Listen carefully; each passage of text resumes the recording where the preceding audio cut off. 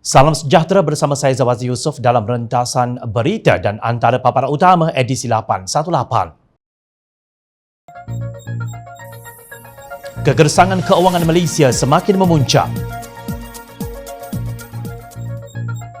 Miskin bandar, Perikatan Nasional buat apa?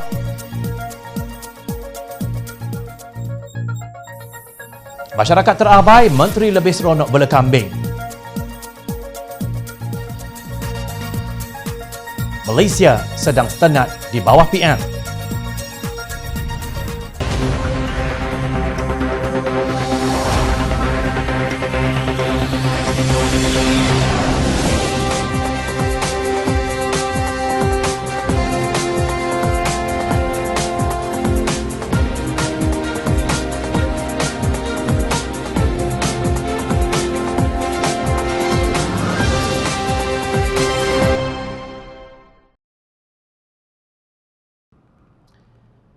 Assalamualaikum dan salam bahagia. Ekonomi Malaysia semakin teruk dan keuangan sedang menuju ke arah gaung yang makin mendalam. Bukan Jom Channel kata begitu. Fitch Solution, cabang firma penyelidikan Fitch Group, menjangka prospek ekonomi Malaysia akan bertambah buruk. Kami di Fitch Solutions telah menyemak semula ramalan pertumbuhan KDNK 2021 menjadi 10% daripada 11.5% sebelumnya untuk mencerminkan risiko penurunan akibat perintah berkurung hampir separuh negara yang dikenakan semula, kata kenyataan itu. Sementara itu, keuangan negara turut semakin meruncing. Pekerjaan dan gaji cenderung sekali lagi berada di bawah tekanan yang kuat. Kali ini dengan ruang lingkup sokongan fiskal yang lebih rendah, memandangkan keuangan kerajaan sudah mula tegang dan hampir dengan had hutang yang meningkat sebanyak 60% dari KDNK, katanya. Menurut Fitch Solutions, penurunan pertumbuhan KDNK akan memberi kesan negatif terhadap jumlah dana yang ada yang diperlukan untuk memperkuatkan sistem penjagaan kesihatan Malaysia. Kenyataan Fitch Solutions ini seperti serangan balik terhadap Perdana Menteri Tebuk Atap Tan Sri Muhyiddin Yassin yang menggunakan alasan pandemik COVID-19 bagi mengisytiharkan darurat dan menggantung Parlimen. Pada bulan Disember tahun lalu, Fitch Ratings menurunkan penarafan kredit Malaysia dari A- ke BBB+, menjadikan negara ini lebih sukar untuk meminjam. Inilah akibatnya apabila pandangan Menteri Perdagangan Antarabangsa dan Industri MITI kabur seperti video semburit disandarkan. Sebelum ini, Pengerusi Pakatan Harapan Datuk Seri Anwar Ibrahim mengkritik isi kandungan surat Dewan Perniagaan dan Industri Kesatuan Eropah Malaysia atau Eurochamp Malaysia, bahawa kerajaan dijangka menutup hampir kesemua aktiviti ekonomi selepas 4 Februari depan jika Perintah Kawalan Pergerakan 2.0 yang sedang dilaksanakan gagal mengekang penularan COVID-19. Anwar berkata ini adalah masalah keangkuhan kuasa kerana cadangan daripada pihak pakar kesihatan diketepikan. Menteri MITI iaitu Datuk Seri Azmin Ali yang dahulunya Menteri Hal Ehwal Ekonomi, sementara Menteri Kesihatan ialah Datuk Seri Adham Baba. Kedua mereka banyak menerima kritikan kerana dilihat gagal. Namun Menteri Keuangan Tengku Datuk Seri Zafrul Tengku Abdul Aziz mendakwa di LinkedIn bahawa pelaburan dalam negara kekal tinggi pada tahun 2020 sebanyak 109.8 bilion ringgit, melibatkan hampir 3,000 projek dalam pembuatan, perkhidmatan dan sektor utama untuk 9 bulan pertama tahun 2020. Beliau seolah-olah tidak merujuk kepada hakikat yang dilaporkan oleh United Nations Report on Trade and Development atau UNCTAD bahawa Malaysia kehilangan pelaburan langsung asing pada kadar yang jauh lebih buruk berbanding negara jirannya dan seluruh dunia semasa dilanda wabak bagi tahun 2020. UNCTAD memutuskan bahawa FDI Malaysia tahun lalu jatuh sebanyak 68% dari tahun 2019 dan berjumlah hanya 2.5 bilion dolar Amerika bersamaan 10.10 bilion ringgit berbanding dengan wilayah ASEAN yang rata-rata kehilangan hanya 31%. Fitch Solutions membuat jangkaan berdasarkan hakikat. Perlu diingat, Pakatan Harapan sudah merintis bagaimana landasan yang harus dilalui oleh Malaysia bagi mencapai taraf negara maju menjelang tahun 2025. Dalam hubungan ini, pemimpin gabungan Pakatan Harapan tidak wajar mempunyai agenda yang berbeza yang boleh merencat Islam Islah atau Reformasi, impian rakyat yang menenangkan mereka pada pilihan raya umum ke-14 yang lalu. Jangan sampai matlamat ini dirampas oleh pihak lain yang kini berada di luar Pakatan Harapan. Jangan dibiarkan diri digigit oleh ular yang sama dari lubang yang sama buat kali kedua. Dianggarkan lebih 30,000 keluarga daripada 1.8 juta penduduk di ibu negara memiliki pendapatan di bawah RM2,200 sebulan. Mereka berada di bawah garis kemiskinan serta memerlukan bantuan yang sewajarnya. Menteri Wilayah Persekutuan Tan Sri Anwar Musa berkata jumlah itu dikenal pasti di 178 lokaliti di sekitar Kuala Lumpur, terutama membabitkan penghuni projek perumahan rakyat atau PPR.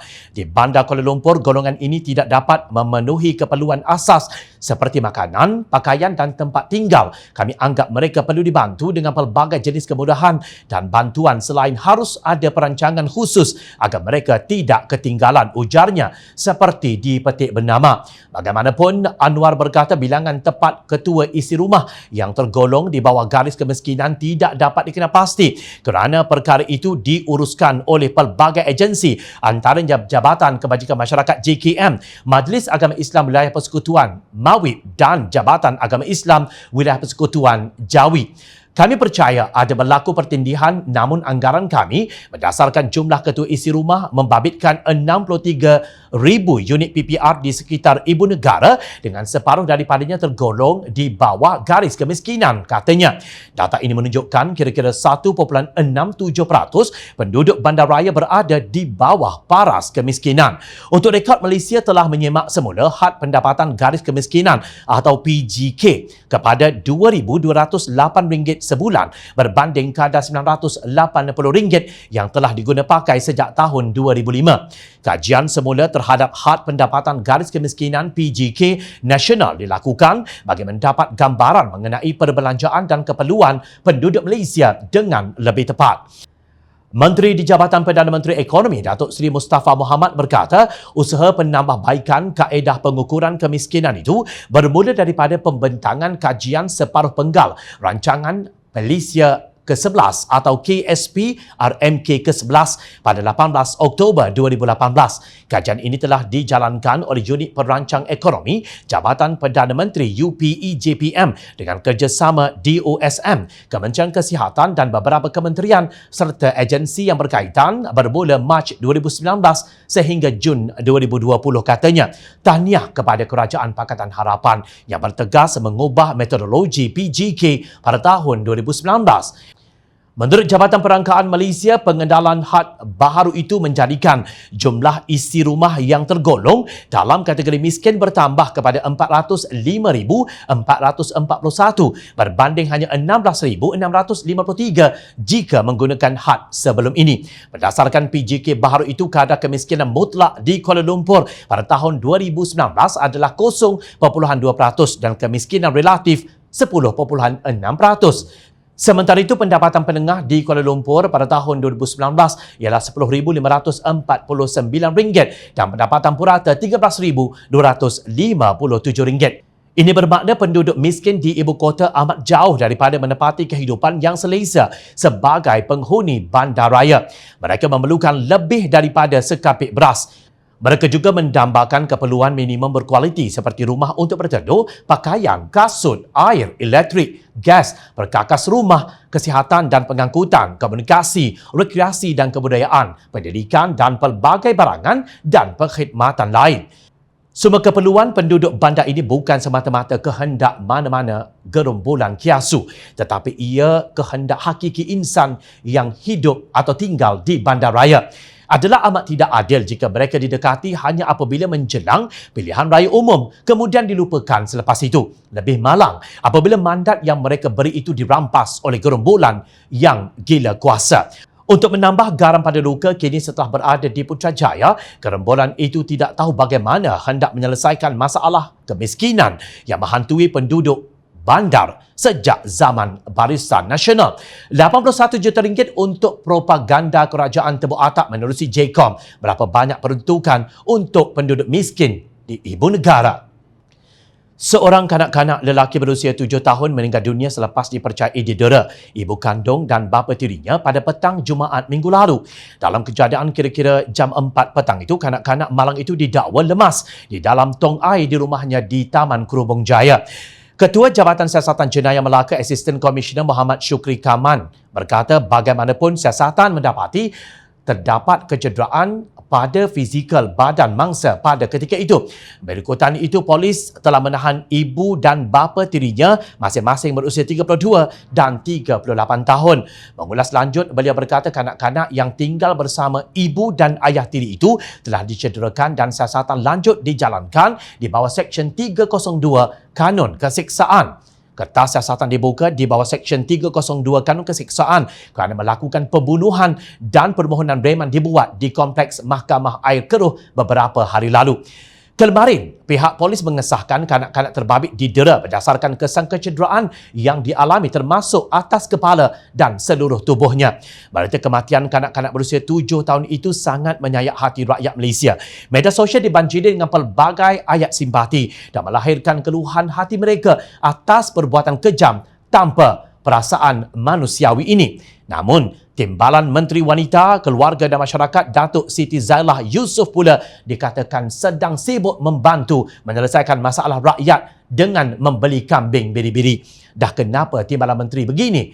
Makin teruk aku tengok dah tak kenal prioriti tugas.